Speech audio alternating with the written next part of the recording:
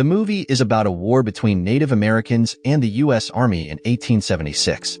Nathan Algren, a former U.S. Army captain, fought in this war and is haunted by the terrible things he did. His guilt made him drink a lot and become an alcoholic. To make a living, Nathan signed a contract with a weapons company. They wanted to celebrate 100 years of America's independence with a play, and Nathan was to act in it. He went on stage to talk about defeating the Native Americans and to promote the company's weapons. But during the show, he felt disgusted with himself and caused a scene. After the show, a man named Zebulon, who was Nathan's friend from the war, approached him with a job offer.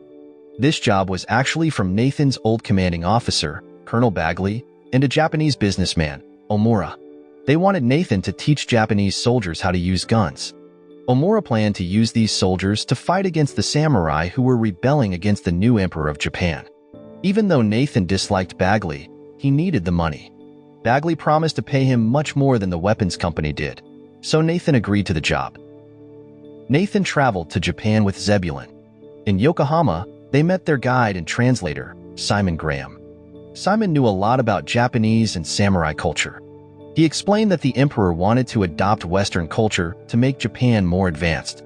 Omura wanted to train soldiers in modern warfare, focusing on guns, and hoped they would eventually stop using swords. Nathan met the soldiers he was supposed to train and found out they were just farmers and civilians with no experience in war or weapons. Then, Nathan was ordered to lead these untrained soldiers to attack the samurai who had taken over a railroad built by Omura's company.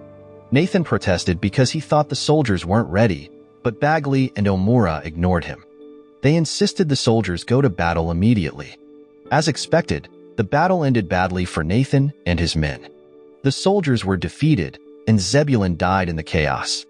Nathan was almost killed by Hirataro, the rebel who killed Zebulon, but Nathan managed to kill Hirataro. The rebel leader, Katsumoto, decided to spare Nathan's life and took him as a prisoner. General Hasegawa, the leader of the Empire's army who helped Nathan, had a different fate. He had to perform seppuku, a ritual suicide, because he was ashamed of the defeat. Nathan was taken to a remote mountain village where the rebel samurai lived. Though Katsumoto was the leader, his son Nobutada was in charge of the village.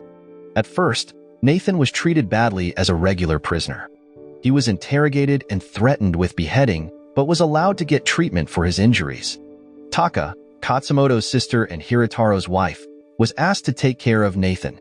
While Nathan was being treated, Katsumoto read Nathan's diary. After reading it, Katsumoto became very interested in Nathan. Even when Yujio, a trusted follower of Katsumoto, and Nobutada asked Katsumoto to kill Nathan, he refused. Katsumoto wanted to learn more about his enemy. When Nathan felt better, he decided to explore the village. An old samurai, assigned by Katsumoto, watched over him, but Nathan didn't mind. He observed the samurai practicing and noticed something special about the village, though he couldn't put it into words. Later, Nathan met Katsumoto at the village temple. During this meeting, Nathan asked Katsumoto many questions, including about the seppuku ritual, which he was curious about. Through their conversation, Nathan learned that the samurai he killed was Taka's husband. One day, when it was raining heavily in the village, Nathan saw Taka's son, Hijin, practicing with a wooden sword. Nathan wanted to try the wooden sword too, but Yujio saw this and thought Nathan did not deserve to use their sword. Yujio beat up Nathan to teach him a lesson. Nathan was very angry about this.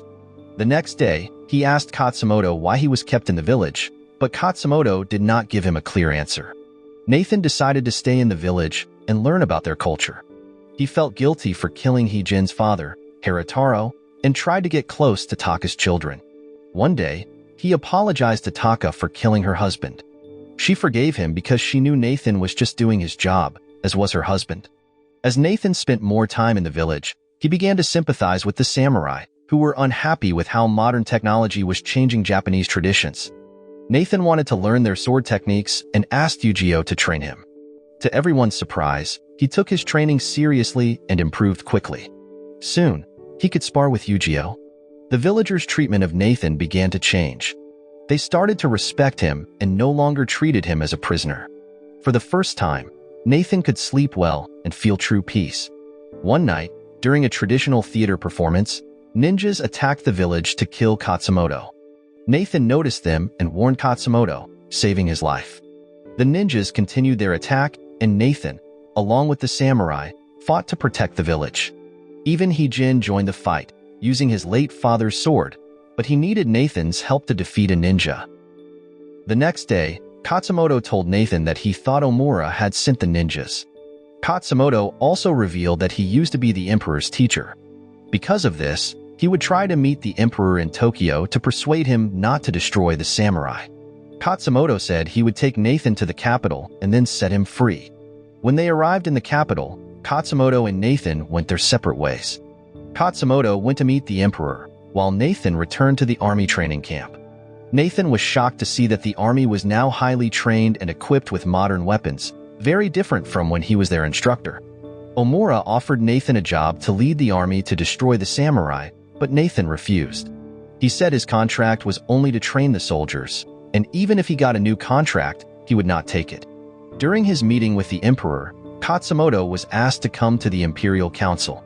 When he arrived, he brought his sword, which gave Omura a reason to arrest him. The new law forbade carrying a sword in public, especially in front of the council. Katsumoto realized the emperor was still inexperienced and was controlled by Omura. He could not persuade the emperor to change his mind. Nobutada, Katsumoto's son, also got into trouble when he walked in the city with his sword. The police demanded he throw away his sword, but he refused. The police took his sword by force and cut his hair as a punishment. Nathan tried to help, but he couldn't change the decision. Feeling uneasy, Nathan returned to the army training camp, where Bagley paid him for training the soldiers.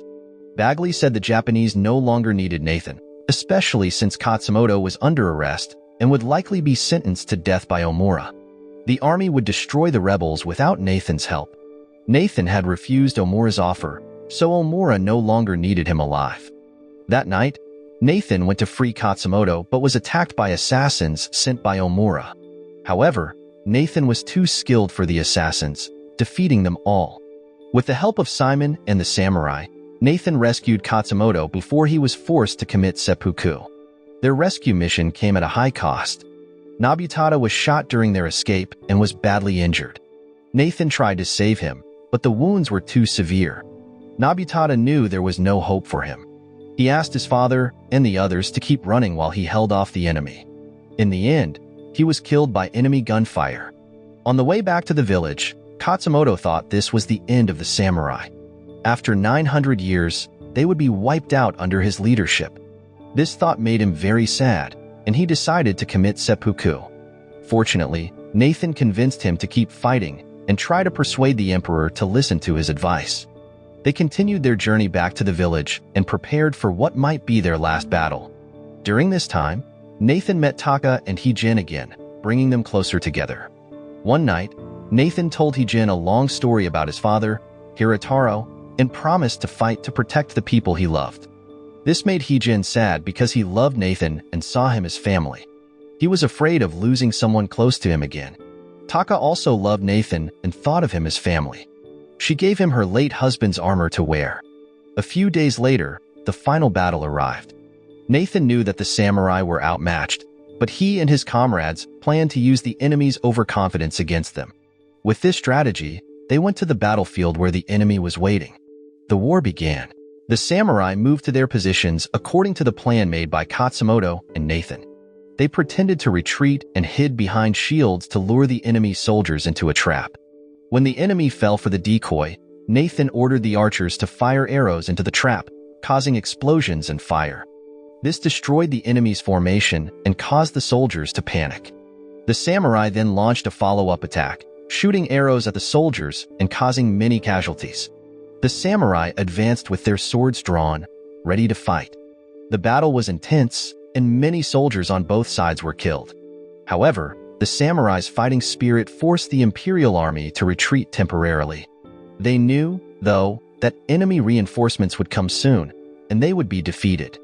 Katsumoto decided on a suicide attack on horseback. The samurai charged into the enemy's cannon and rifle fire. Despite losing comrades, they broke through the first barricade, and Nathan killed Colonel Bagley. However, the enemy had another weapon, the Gatling gun.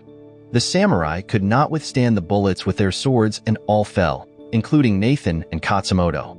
The captain of the Imperial Army, trained by Nathan, could no longer bear the terrible sight. He ordered the army to stop firing, even though it meant disobeying Omura's orders. As Katsumoto lay dying, he asked Nathan to help him commit seppuku. Nathan honored his wish, and Katsumoto died in battle.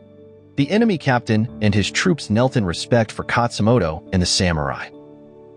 A few days after the war, Omura wanted to continue trade cooperation between Japan and the United States. During the negotiations, Nathan, still wounded, came to a stop. He handed over Katsumoto's sword and asked the emperor to realize his power as a leader and remember his ancestors' struggles, including Katsumoto and the samurai who had fallen in the war. Nathan's words made the emperor realize his mistake.